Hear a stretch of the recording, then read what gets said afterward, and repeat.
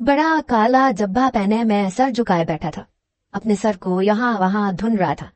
मेरे लंबे बाल शानों पे बिखरे हुए थे। मेरे इर्द गिर्द औरतों का रश था। मेरे हाथ में एक मोटी दानों वाली तस्बीह पकड़ी हुई थी। अपने सर को धुनता जा रहा था। अकीदतमंद औरतें मेरे इर्द गिर्द बैठी थीं। हर कोई मेरे सर उठाने का मुंतजिर था ताकि बारी बारी मुझसे अपने मसले हल करवाती, लेकिन मेरी अदाकारी अपने उरूज पर थी। मैं खुद को पूरी तरह से जिक्र में मशगूल जाहिर कर रहा था कि इतने में अचानक एक लड़की मेरे सामने आकर बैठी और कुछ देर बाद वो बेहोश हो गई। वो इस तरह फर्श पे लेटी कि मेरी नजर उसके चेहरे पर पड़ी और मैं एकदम सब कुछ भूल भाल के बस उसके चेहरे को देखने लगा। मैंने इतना खूबसूरत और हसीन चेहरा आज तक नहीं देखा था। नर्मो नाजुक गुलाबी होंठ, मखरूती हाथ मुझे पूरी तरह उसकी जानिब मतवज्जा होने पे मजबूर कर चुके थे। मैंने आहिस्तगी से अपना सर उठाया तो सामने ही एक बड़ी उम्र की औरत परेशानी के आलम में बैठी थी। कहने लगी, बाबा मेरी मदद कर दे, ये मेरी बेटी है, इसे न जाने क्या हो गया है। मैं बहुत परेशान हूँ, सब कुछ करवा के देख लिया, समझ नहीं आता। ये थोड़ी देर बाद बेहोश हो जाती है और फिर बड़ी मुश्किल से होश में आती है। न जाने कौन सा आसेब चिमड़ गया मेरी बच्ची को। मेरी बेटी की तो जिंदगी बर्बाद हो गई। ये कह के वो रोने लगी। मैंने एक नजर उस खूबसूरत हसीना पे डाली और उस औरत से कहा कि फिक्र ना कर बीबी, सब कुछ ठीक हो जाएगा, बस तुझे खास नजराना चढ़ाना होगा, फिर देखना कैसे ये भली चंगी हो जाएगी। ये सुनते ही उस औरत ने अपना पर्स खोला, हजारों रुपए निकाल के मेरे बराबर में रखे डिब्बे में डाल दिया। ये डिब्बा ही मेरी कमाई का जरिया था। वो कहने लगी, शाह जी आप जितना नजराना कहेंगे मैं चढ़ा दूंगी, बस मेरी बच्ची को ठीक कर दे। वो किसी अमीर घराने की औरत लग रही थी। उस लड़की का और औरत का दोनों का ही हुलिया बहुत ज्यादा अच्छा था। महंगे तरीन लिबास उन्होंने पहन रखे थे, हाथों में बड़ी बड़ी सोने की अंगूठियां थी। मेरे लिए ये एक बहुत बड़ी असामी थी जिसके जरिए मैं बहुत पैसा हासिल कर सकता था। उस औरत की बात पे मैंने गरज के कहा, खबरदार औरत, ऐसी बात दोबारा न कहना। शाह जी को तेरे पैसों की जरूरत नहीं है, ये नजराना खुदा के रास्ते में खर्च करता हूँ, गरीबों की मदद होती है इससे, देने वाले को दुआएं मिलती हैं, उसके मसले जल्दी हल हो जाते हैं। शाह जी इन नजरानों से बेनियाज है, मैं तो एक फकीर हूँ, फकीर को भला इन सब चीजों की क्या जरूरत। मेरी ये बात सुन के वो बेचारी शर्मिंदा हो गई। कहने लगी, माफ कर दे शाह जी, मैं गरीबों की राह में बहुत पैसा खर्च करूंगी, आप बस मेरी बच्ची को ठीक कर दें। मैंने उस औरत से कहा कि मैं पहले दूसरी औरतों के मसाइल सुन लूं, फिर तुम्हारी बेटी पे आऊंगा, क्योंकि इसका इलाज थोड़ा लंबा होगा। मैं जान गया हूं कि इसके साथ मसला क्या है। मैंने जानबूझ के उन्हें आखिर तक ठहराया ताकि इतनी देर में मुझे उस लड़की का मसला समझ में आ जाए, या फिर वो औरत खुद ही अपने मुंह से ही कुछ कह दे, क्योंकि मुझे ऐसे तो कुछ पता चलने वाला नहीं था। मैं बारी बारी सब औरतों के मसले सुनने लगा। कोई अपनी सास पे जादू करवाना चाहती थी, किसी को शौहर के लिए तावीज चाहिए था। मैं झूठे सच्चे जादू करता और ऐसी तावीज बना बना के औरतों को पकड़ा देता। खुदा का करना ऐसा था कि जो कोई औरत मेरे पास आती थी, किसी न किसी जरिए से उसका मसला हल हो ही जाता था। शायद यहाँ वही बात सादिक आती थी कि इंसान को जिस चीज पे यकीन हो उसके साथ वैसा ही होता है। मेरे पास आने वाली औरतें मेरी करामात पे यकीन रखती थी, इसलिए उन्हें लगता था कि उनकी जिंदगी में वाकई तब्दीली आ गई है। बहुत जल्द ये बात सारे इलाके में मशहूर हो गई कि मेरे दम दरूद में बड़ी तासीर है। यही वजह थी कि मैं भी बहुत मशहूर हो गया। हालांकि ना मैं कोई साधु था, ना बुजुर्ग था, ना मैं कोई इतना नेक था कि मेरी दुआओं में बहुत असर होता। मैं तो बस एक घर से भागा हुआ बच्चा था जिसने हालात से तंग आके इस दरबार में पनाह ले ली और फिर यहीं का होके रह गया। मैंने एक एक करके सारी औरतों को तावीज बनाकर दिए। फिर मगरिब की अजानों के वक्त जब सारा रश छट गया तो मैंने उस लड़की को अपने पास बुला के बिठा लिया। वो उस वक्त तक होश में आ चुकी थी। मैंने उसकी कलाई पकड़ ली, उसे कहा कि मेरी आंखों में आंखें डालकर देखो। वो अपनी बड़ी बड़ी हिरनी जैसी आंखों से मेरी जानिब देखने लगी। उसकी आंखें इस कदर खूबसूरत थीं जैसे कोई नीला शफाफ समंदर। मैं जैसे जैसे उसकी आंखों में झांक रहा था, मुझे अपना आप डूबता हुआ महसूस हो रहा था। मैंने तेजी से उसकी कलाई छोड़ी और फिर उस लड़की की माँ से कहा कि आपकी बेटी के साथ बड़े मसाइल है, इसका इलाज बहुत दिन चलेगा, आपको रोज इसे यहाँ लेके आना होगा। दोपहर से लेकर रात तक ये यही बैठी रहेगी मेरे साथ दरबार में। मैं दूसरों के इलाज के साथ साथ इस पे दम दरूद भी करता रहूंगा, चंद दिनों में ये ठीक हो जाएगी। वो औरत कहने लगी कि मेरा तो रोज रोज यहाँ आना बहुत मुश्किल है, मैं अपनी मुलाजिमा के साथ इसे भेज दिया करूंगी, बस आप मेरी बेटी को ठीक कर दें। इसकी शादी में कुछ अर्सा बाकी रह गया है, मैं चाहती हूँ शादी से पहले ये बिल्कुल ठीक हो जाए। उस लड़की की शादी के बारे में सुन के अचानक मेरा दिल बंद होने लगा। पहली नजर की मोहब्बत क्या होती है ये मुझ पे आश्कार हो चुका था। मेरा बस चलता तो मैं उसे हमेशा के लिए अपने पास रख लेता, लेकिन फिलहाल मैं कुछ वक्त तो उसके साथ गुजार ही सकता था। मैंने रात तक उसे अपने पास बिठाए रखा, उससे बातें करता रहा। वो बहुत मासूम प्यारी सी लड़की थी। बस अचानक ही कुछ अरसे से उसे बेहोशी के दौरे पड़ने लगे थे, जबकि उसकी सारी रिपोर्ट्स बिल्कुल नॉर्मल थी। मैं उससे बात करता चला गया और फिर मुझे उसकी बेहोशी की वजह भी मिल गई, लेकिन मैं इतनी आसानी से ये बात ना उसकी माँ को बताने वाला था और ना ही मैं अभी उसका इलाज करना चाहता था। मैं तो रोज रोज उसके साथ खूबसूरत लम्हात गुजारने का ख्वाहिशमंद हो गया था। आधा दिन तो दूसरी औरतें भी मेरे आसपास होती, लेकिन मगरिब के बाद सिर्फ वो और मैं रह जाते। उसकी मुलाजिमा बहुत दूर पीछे खड़ी रहती और मैं उससे बातें करता रहता। इन्हीं बातों के दौरान उसने मुझे बहुत कुछ अपने बारे में बता दिया था, बहुत सी ऐसी बातें जिन्हें सुनने के बाद मुझे पूरी तरह से ये अंदाजा हो गया था कि वो किस मसले से दो चार है। ऐसे ही 7 दिन गुजर गए। 7वें दिन वो मुलाजिमा के बजाय अपनी माँ के साथ आई, तो उसकी माँ पूछने लगी कि इलाज कितने दिन और चलेगा। 2 महीने बाद निम्रा की शादी है। इन गुजरे 7 दिनों में मेरी नीयत पूरी तरह से खराब हो चुकी थी। वो लड़की जिसका नाम निम्रा था, मैं अब उसका आशिक बन चुका था और उसे हासिल करना चाहता था। इसलिए मैंने उसकी माँ से झूठ कहा कि तुम्हारी बेटी का इलाज इतना आसान नहीं है। मैं इसका इलाज तो कर सकता हूँ, लेकिन तुम्हें इसे 3 रातों के लिए मेरे पास छोड़ना होगा। 3 रातें मैं इसे अपने पास रखूंगा, इसके लिए चिल्ला काटूंगा, फिर ये मुकम्मल तौर पे ठीक हो जाएगी। मेरी ये बात सुन के वो औरत घबरा गई, कहने लगी मैं जवान बच्ची को कैसे छोड़ सकती हूँ। मैंने कहा मेरा हुजरा यहीं पे है, मैं सालों से यहाँ रहता हूँ, तुम्हें फिक्र करने की जरूरत नहीं है। अगर तुम चाहती हो कि ये ठीक हो जाए और इसकी शादी हो जाए तो फिर तुम्हें ऐसा करना होगा, वरना ना ये ठीक होगी ना इसकी शादीशुदा जिंदगी ज्यादा दिन चल पाएगी। 3 रातों का चिल्ला तो हर हाल में काटना होगा, इसके लिए खास आपको नजराना भी देना होगा। जबकि सच ये था कि मैं निम्रा से खुद शादी करना चाहता था, लेकिन मुझ जैसे जोगी फकीर के साथ उसकी माँ कैसे उसकी शादी करवा देती।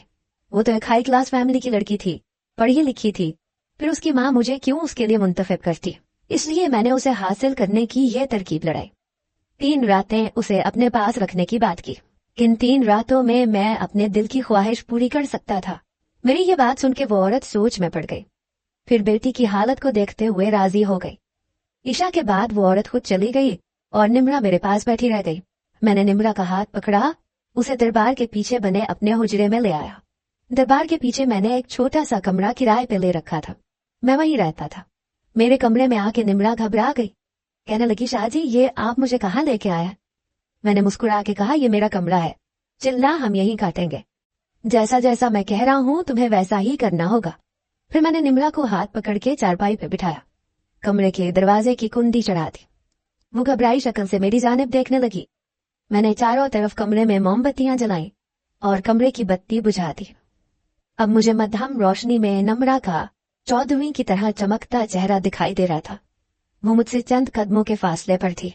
मेरी मोहब्बत मुझे हासिल होने वाली थी। मैं धीरे धीरे कदम बढ़ाता आगे बढ़ा, निम्रा के शानों पे हाथ रख दिया। वो गहरी निगाहों से मुझे देखने लगी। मैंने आगे बढ़ के उसे चारपाई पे लिटा दिया। वो परेशानी से पूछने लगी आप क्या कर रहे हैं शाहजी।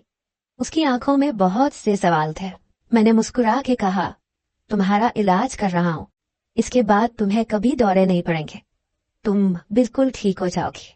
वो बेयकीनी से मेरी जानिब देखने लगी। उसके चेहरे पे घबराहट के आसार थे, उसके चमकते माथे पे पसीने की बूंदें नमूदार हो रही थी। मैंने आगे बढ़ के उसके होंठों पे उंगली फेरते हुए आहिस्तगी से उसकी चादर को सीने से, मेरा नाम ज़रियाब शाह है, मैंने एक छोटे से गांव में आंख खोली। गांव में स्कूल वगैरह की तालीम तो थी नहीं, सब बच्चों के लिए वडेरे साई ने एक मदरसा बनाया हुआ था। मदरसा बहुत बड़ा था, सारे गांव के बच्चे उसी मदरसे में पढ़ते थे। लेकिन जो मौलवी साहब पढ़ाने के लिए आते थे वो बहुत ही ज्यादा बदमिजाज थे। बात बात पे बच्चों को मारते, डांटते और सजाओं के नाम पे वो न जाने कौन सा गुस्सा बच्चों पे निकालते थे।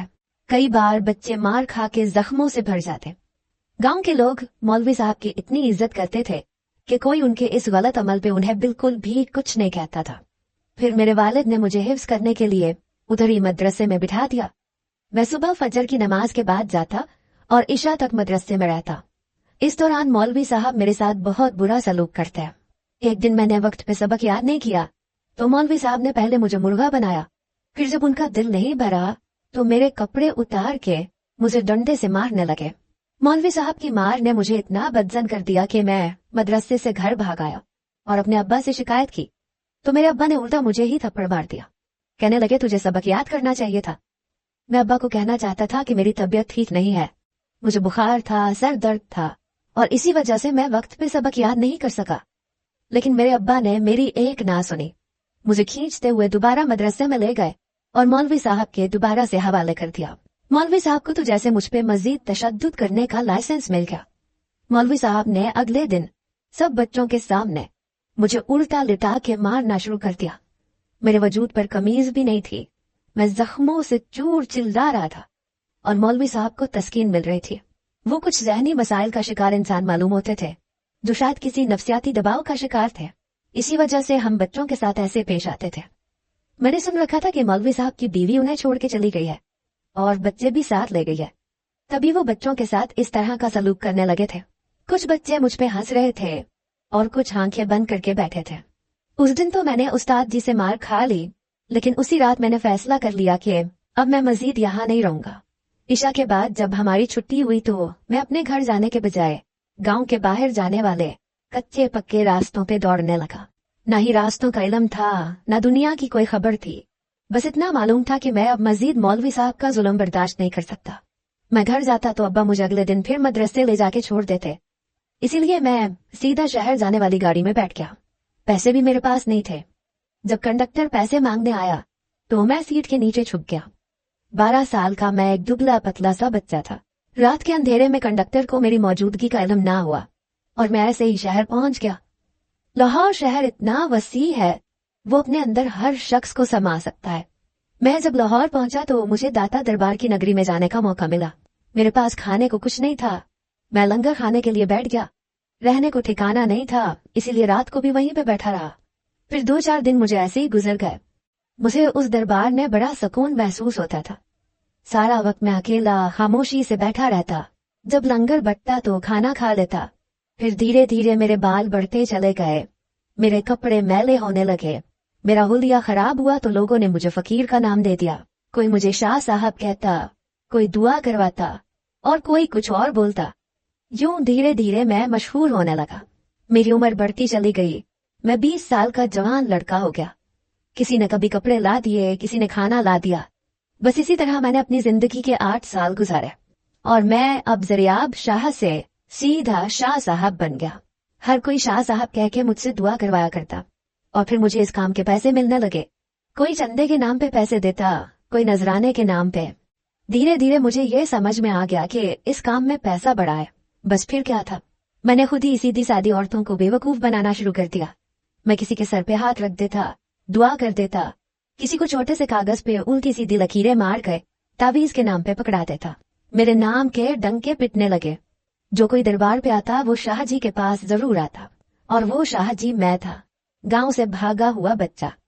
मेरे पास इतना पैसा आने लगा कि मैंने दरबार के पीछे एक छोटा कमरा किराए पे ले लिया और जरूरत का सामान खरीद के अपनी जिंदगी को आगे बढ़ाने लगा। इतने साल गुजर जाने के बावजूद भी मेरे दिल में से अपने बाप के लिए नफरत कम नहीं हुई थी। मुझे इस बात पे शदीद गुस्सा था कि मेरे अब्बा मुझ पे भरोसा ना करके क्यों मुझे मौलवी साहब के हवाले करते थे, और बस इसीलिए मैंने कभी पलट के अपने घर बार की तरफ नहीं देखा। माँ की याद सताती थी तो मैं किसी कोने में छुप के आंसू बहा लेता था, लेकिन मैं अब वापस अपने पिंड नहीं जाना चाहता था। वक्त ने तेजी से चरखा काटा और मैं 25 साल का हो गया। इन गुजरे सालों में मैंने मासूम औरतों को पूरी तरह अपने जाल में फंसाया था। मैं उनका उल्टा सीधा इलाज करके दिल ही दिल में उन पे हंसता था। फिर आहिस्ता आहिस्ता जवानी की ख्वाहिशात और मर्दानगी के फितरी तकाजे मेरे अंदर पनपने लगे, लेकिन मेरे साथ ऐसे किसी भी शख्स का कोई साथ नहीं था जो मेरी तन्हाई को दूर करता, मेरे गम को समझता, मुझे अपने सीने से लगाता। मैं बस लोगों के लिए शाह जी था जो उनकी मुश्किलात को हल कर सकता था। ऐसे में जब निम्रा मेरे पास आई और मैंने उसकी कलाई पकड़ी तो मैं खुद बखुद उसके सहर में जकड़ गया। जवानी की ख्वाहिशों ने अंगड़ाई ली और मेरा दिल चाहा कि मैं उस नाजुक हसीना को अपने अंदर बसा लूं, फिर कभी दोबारा ना जाने दूं। मैं कोई गलत काम करने का इरादा नहीं रखता था, मुझे उससे शादी करनी थी। मैं शादी करके अपनी जिंदगी को एक नए सिरे से शुरू करना चाहता था। लेकिन ये बात अगर मैं निम्रा की माँ से कहता तो वो हिकारत से मुझे धुतकार देती। ना मैं पढ़ा लिखा था, ना तालीम याफ्ता था, ना मेरे घर वालों का, ना खानदान का किसी को इल्म था। मैं कई सालों से दाता दरबार पे फकीरी की जिंदगी गुजार रहा था, जबकि निम्रा एक अमीर घराने की इकलौती बेटी थी। उसकी माँ कभी उसका रिश्ता मेरे लिए ना देती, इसलिए मैंने वो रास्ता इख्तियार किया जो हरगिज भी ठीक नहीं था। मैं जज्बात की रूह में इस कदर बह गया कि मैंने उस लड़की की माँ से झूठ कहा कि अगर वो 3 रातों का चिल्ला मेरे साथ काटेगी तो वो ठीक हो जाएगी, जबकि मैं उसकी बीमारी से वाकिफ हो चुका था। उसके साथ सिर्फ और सिर्फ जहनी मसला था। वो तन्हाई से आजिज आ चुकी थी। उसकी माँ एक कारोबारी औरत थी जिसके पास अपनी इकलौती बेटी को देने के लिए बिल्कुल भी वक्त नहीं था। उसने सारी जिंदगी नौकरों के रहमो करम पे गुजार दी थी और इसीलिए वो धीरे धीरे नफ्सियाती दबाव का शिकार हो गई थी। अब उसकी माँ उसे छोड़ के गैर मुल्क भी जाने लगी थी और उनके पीछे से जब वो पूरी तरह से नौकरों के आसरे पे होती थी तो वो बार बार बेहोश हो जाती थी। उसे अपना बाप भी बहुत ज्यादा याद आता था। मरे हुए बाप की याद ने उसे बेहाल किया हुआ था। जब मैंने 7 दिन लगातार उससे अकेले में बातें की तो वो हर वक्त अपने मरहूम बाप को याद करके रोती, अपनी तन्हाई के किस्से सुनाती, बताती थी कि उसकी माँ के पास उसके लिए वक्त नहीं है। उसकी माँ उसकी शादी करने के बाद खुद भी दूसरी शादी करने वाली थी और इस बात ने उसे बहुत ज्यादा टेंशन में डाल दिया था कि अगर उसकी माँ ने दूसरी शादी कर ली तो फिर शायद वो उसे इतना भी वक्त नहीं दे सकेगी और इसीलिए बार बार उसे बेहोशी के दौरे पड़ रहे थे। ना तो उस पे कोई आसेब चिमटा था, ना ही वो किसी जिन के जेर असर थी। वो अपनी ही माँ की बेतवज्जोही का शिकार थी। मैं उसे अपने कमरे में हाथ पकड़ के लाया। मैंने अपनी ख्वाहिश पूरी करने का इरादा कर लिया था। मैंने हर तरफ मोमबत्तियां जलाई, फिर उसे अपनी चारपाई पे लिटा दिया। उसके चेहरे पे बड़ी घबराहट थी। मैंने सही से उसकी चादर को उसके सीने पे डाला क्योंकि मैं कुछ गलत नहीं करना चाहता था। मैं अपनी मोहब्बत को हवस नहीं बना सकता था। उसकी कमजोर हालत को देखते हुए मैंने उसे लिटाया। फिर धीरे धीरे मैं उससे बातें करने लगा। मैंने उससे कहा कि मैं तुमसे मोहब्बत करता हूँ, तुम्हारे साथ अपनी जिंदगी को आगे बढ़ाना चाहता हूँ। मैं अपनी ख्वाहिशों के हाथों मजबूर हूँ। मैंने उसे अपने बारे में सब कुछ बता दिया। गुजरे कुछ दिनों में वो मुझसे बहुत मायूस हो चुकी थी, इसलिए वो सुकून से लेटी मेरे बारे में सब कुछ सुन रही थी। मैंने उसे अपनी हकीकत बताने के बाद उससे नजरें चुराते हुए कहा कि मैं तुमसे शादी करना चाहता हूँ निम्रा। मैं तुम्हारी जिंदगी की हर कमी को दूर कर दूंगा, तुम्हारी हर ख्वाहिश पूरी करने की कोशिश करूंगा। मैंने उससे फजर की नमाज के बाद शादी का इरादा जाहिर किया। मेरी बात सुन के वो बिल्कुल हक्का बक्का रह गई। मैंने उसे यकीन दिलाया कि मेरी मोहब्बत पाकर वो मुकम्मल हो जाएगी। मैंने उसे अपने माँ बाप, अपने पिंड के बारे में सब कुछ बताया। ये भी बता दिया कि मैं कोई बुजुर्ग नहीं हूँ, बल्कि मैं बहरूपिया हूँ जो सिर्फ अपनी जरूरियात को पूरी करने के लिए मासूम लोगों का फायदा उठाता हूँ। मैंने शर्मिंदगी से अपने हर गुनाह का एतराफ कर लिया। मुझे लगा था कि मेरी बात सुन के वो मुझसे नफरत का इजहार करेगी, मुझे झूठा, धोखेबाज, मक्कार कहेगी। लेकिन बहुत देर तक मुझे देखने के बाद वो खुद मेरे सीने से लग गई। कहने लगी, मुझे एक सच्चे और मोहब्बत करने वाले साथी की जरूरत है।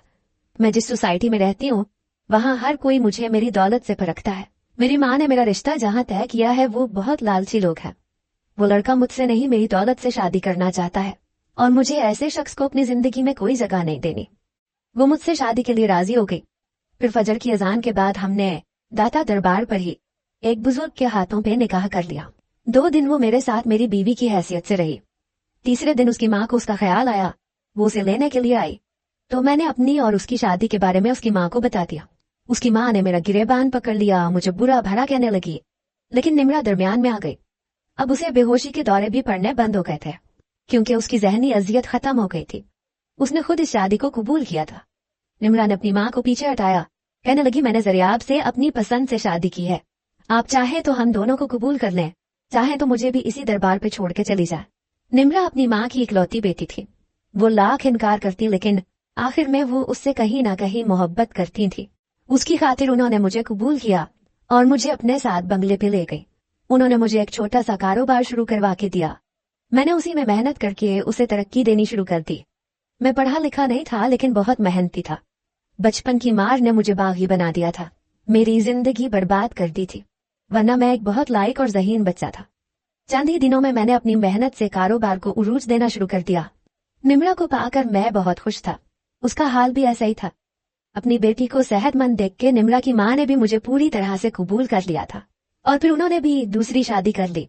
लेकिन अब निम्रा को उनकी शादी से कोई मसला नहीं था, क्योंकि उसे मेरी सूरत में एक मोहब्बत करने वाला साथी मिल गया था।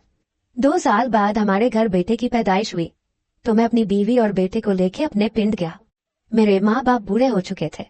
मेरी माँ ने फौरन से मुझे पहचान के सीने से लगा लिया। मेरे बाप का हाल भी बहुत बुरा था, वो बहुत बीमार थे, मुझसे माफी मांग रहे थे। मदरसे के मौलवी साहब की मां ने मेरे बड़े भाई की जान ले ली थी। उन्होंने उल्टा लटका के मेरे भाई को बहुत मारा था और वो इस दुनिया से चला गया। उसके जाने के बाद मेरे बाप को एहसास हो गया था कि मैं जो कहता था वो ठीक था। गांव वालों ने भी मौलवी साहब को निकाल के कोई दूसरा सही मौलवी रख लिया था। मेरे अम्मा अब्बा ने मुझसे अपनी गलतियों की माफी मांग ली और हमने एक दूसरे को कबूल कर लिया। मैं अपने माँ बाप को भी शहर ले आया। आज मैं एक बहुत अच्छी जिंदगी गुजार रहा हूँ। मेरे माँ बाप मेरे साथ हैं, मैं उनकी खूब खिदमत करता हूँ। मैंने इरादा किया है कि मैं अपने बेटे को बहुत अच्छी तालीम दिलवाऊंगा, उसे दीनी तालीम भी दिलवाऊंगा, लेकिन ऐसे किसी शख्स के हवाले नहीं करूंगा जो ज़हनी तौर पे खुद ही ठीक ना हो। मैं सब लोगों से यही कहना चाहता हूँ कि अपने बच्चों को आंखें बंद करके किसी मौलवी, किसी मदरसे के हवाले ना करें, उनकी खबरगिरी करते रहें। कभी कभी नेक लोगों पे शैतान इस तरह से गालिब आता है कि वो सही रास्ते से भटक जाते हैं। खास कर मौलवी हजरात, उन्हें शैतान अपने जाल में फंसा कर उनके जरिए से दूसरे लोगों को दीन से गुमराह करने की कोशिश करता है। इसीलिए आप लोग खुद ऐसे लोगों को पहचानें और अपने दीन की हिफाजत करें।